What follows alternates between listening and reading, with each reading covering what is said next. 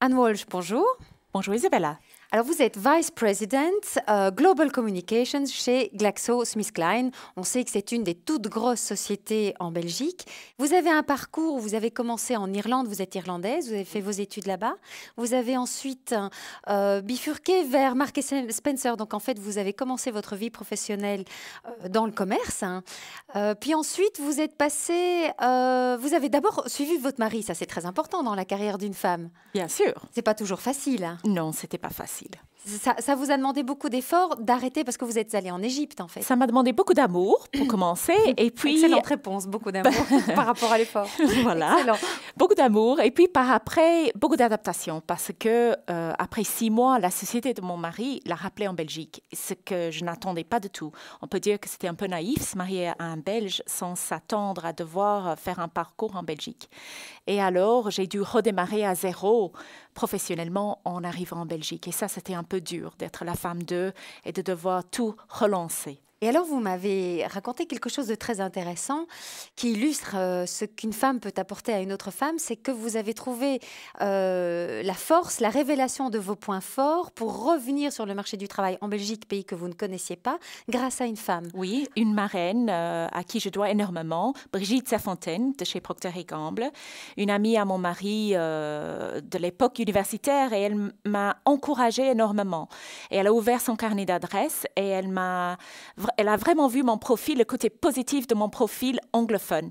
Et c'est grâce à Brigitte que j'ai trouvé mon premier travail en agence de communication en Belgique. Parce que souvent, les femmes ont tendance à regarder plutôt ce qu'elles n'ont pas plutôt que ce qu'elles ont. Voilà, tout à fait. Et Brigitte avait tout à fait le don de voir les choses autrement. Et elle avait ouvert son carnet d'adresses. Et grâce à Brigitte, j'étais engagée en agence de communication, DMBB. Et j'ai concentré mes efforts pendant 9 ans en tant qu'account executive sur le client Procter & Gamble, justement. Et après, vous avez voulu passer d'une dimension européenne à une dimension globale, worldwide. Et donc, effectivement, peu de sociétés en Belgique proposent ce type de carrière et vous êtes allé vers GSK alors à ce moment-là. Tout à fait. Donc, l'idée de pouvoir grandir et de devenir global sans quitter la Belgique pour des raisons familiales. À cette époque-là, j'avais déjà, mon mari et moi, on avait déjà 2 petites filles. Et j'ai pu trouver une société qui était réellement globale à partir de la Belgique, et c'est la division vaccin de GlaxoSmithKline. Vous étiez pendant assez longtemps la seule femme au comité de management? Alors, je n'étais pas tout de suite à la comité de direction, c'était seulement à partir de, je dirais, 6 ans d'expérience au sein de la société en communication que on a décidé de donner un siège communication au comité de direction, et j'ai eu la chance d'accéder à ce moment-là. Et à ce moment-là, j'étais la seule femme pendant 5-6 ans.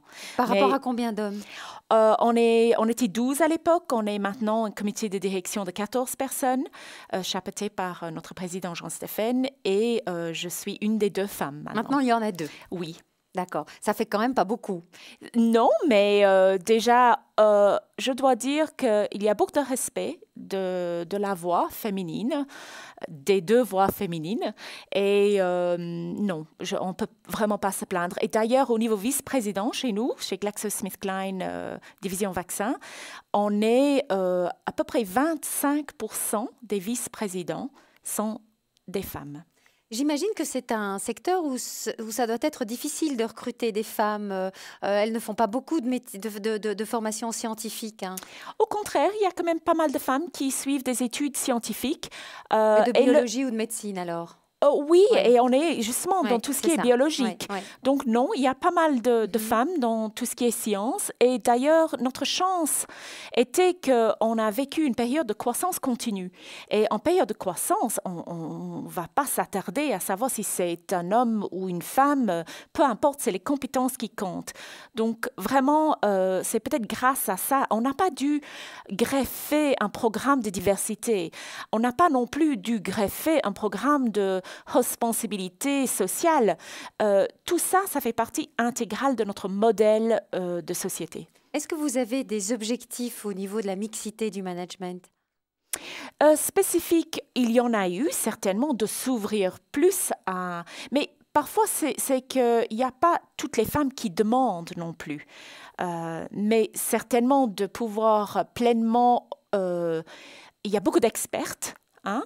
Et je crois que ça va continuer dans le sens, j'espère qu'on sera 3 un jour et que ce chiffre magique, apparemment, suivant les études, c'est ça, exactement. C'est une autre dynamique à partir de 3. Donc, j'espère que vous l'atteindrez vite de façon à voir la différence entre 1, 2 et puis 3 femmes dans un comité de direction. Après. Voilà, comme ça vous me raconterez. Est-ce que c'est vraiment le chiffre magique? Est-ce qu'on peut être davantage soi-même? Ce serait vraiment intéressant d'en reparler.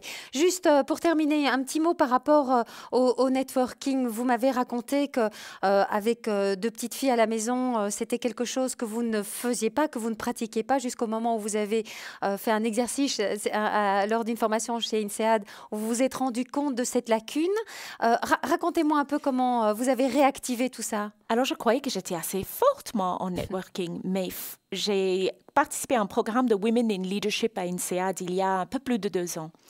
Et j'ai dû carrément faire une grille avec mes contacts. Et en réalité, je trouvais que c'était très faible. Et en revenant, je m'étais mis comme objectif de m'ouvrir plus au networking. Et au départ, c'était vraiment un réel effort. Ça me coûtait beaucoup d'efforts. Et je n'avais pas beaucoup de retours. Et ce n'était pas très agréable au départ. Parce que je me demandais pourquoi je le faisais. Je ne cherchais pas un boulot. J'étais très heureuse où j'étais. Mais c'est quelque chose qui me manquait. Et alors après, je me suis rendu compte que chez moi, en tout cas, c'était une énergie qui revenait. Une fois que c'était en route, je recevais beaucoup d'énergie de retour de ce networking.